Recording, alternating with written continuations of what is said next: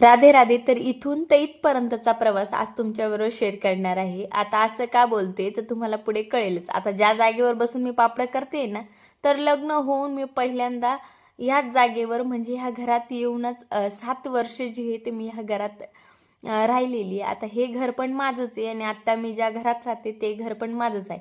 पण लग्न करून पहिल्यांदा मी ह्या घरात आली होती. तर हे आहे माझं मळ्यातलं घर. आम्ही मळाच बोलतो, म्हणजे आमच्या शेतात सुद्धा घर आहे. आणि ननंदबाईंनी मस्त पापड वगैरे करणं मदतीला आल्या होत्या. तर सासूबाई सुद्धा त्यांना मदतीला जाणार होत्या. इकडं मी माझा पण प्रयत्न चालू होता.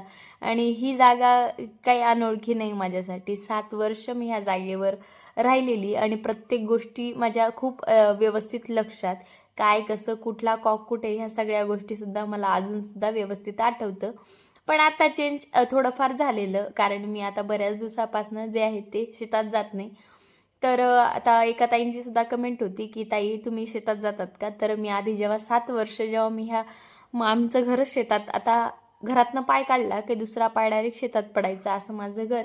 ते सुद्धा तुम्हाला कधीतरी मी नक्कीच दाखवेल. आता काही जास्त वेळ भेटला नव्हता, कारण कामाच्या निमित्ताने गेलो होतो शेतात, कारण पापडं खूप होते आणि आम्ही थोडेसेच जण होते पापडे करायला. तर तिकडे मस्त छान खिचडी वगैरे केली आणि ताईन त्यांचे वडे सुद्धा होते. तर ताईंनी मस्त वड्यांचं पीठ आणलं होतं, ते सुद्धा पानोळे लावून घेतले. आमच्याकडे पानोळे बोलतात, कोणी पॅनकेक बोलतं. असे बरेच नावं आहेत. आता मला एवढे काही आठवत नाही, पण जे आठवलं मी ते बोलते. आणि हे काळे भांडे दिसत आहेत ना, तर ह्या भांड्यांची बी माझं काय आजकालचं नातं नाही बरं का. आता बऱ्याच गोष्टी ज्या आहेत त्या कमी झालेल्या. काळ्या भांड्यांची माझं नातं थोडंसं कुठेतरी कमी झालेलं. पण त्यांना काही विसरली नाही, कारण 7 वर्ष ह्या काळ्या भांड्यांबरोबरच मी घातलेले. आता ते कसं ते पण सांगतेच.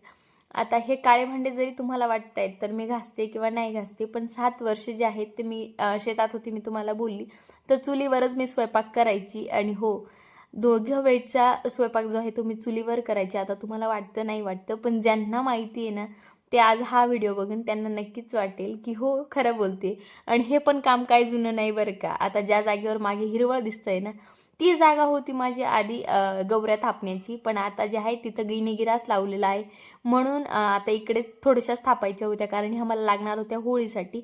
म्हणून म्हटलं मोजक्या का असेना मी इथंच थापून घेते. आणि आत्या मामांना सांगितलं असतं तर त्यांच्याकडे अजिबात वेळ नव्हता. म्हटलं माझ्याकडे वेळ आहे, तत्पर्यंत मी हे काम करून घेते. होळीला 5च गवऱ्या लागणार होत्या, पण मामांनी शेण एवढं दिलं होतं की म्हटलं जाऊ दे असू दे, कशाला तरी कामात येणारच. आणि हा माझ्या धीरन त्यांचा जो आहे तो गिनीगिरास त्यांचाच घास आहे. आणि बाजूचं शेत जे आहे ते टमाट्यासाठी आम्ही पडीत ठेवले. चला इथंच एंड करते. राधे राधे. आणि मिनी ब्लॉग कसा वाटला कमेंट करून नक्की